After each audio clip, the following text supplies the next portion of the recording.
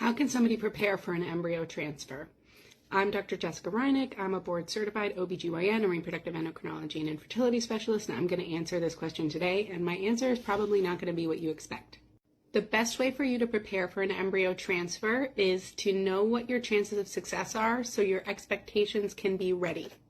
The majority of the work when it comes to the embryo transfer is on the embryo, the timing, and the lining of the uterus. And those are things that are going to be in place because you are at a good clinic and you have a great doctor and they are setting you up for success for that standpoint. And of course you want to be eating an overall healthy and well-balanced diet, drinking lots of water, getting good sleep, moving your body in some way, taking your prenatal vitamin.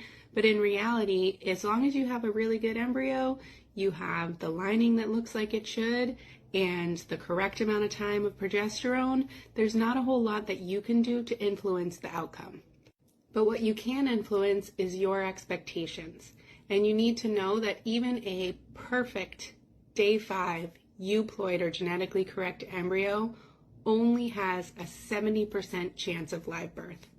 70% is really, really high, but that does mean that about 30% of the time, people are not going to get pregnant from their first transfer.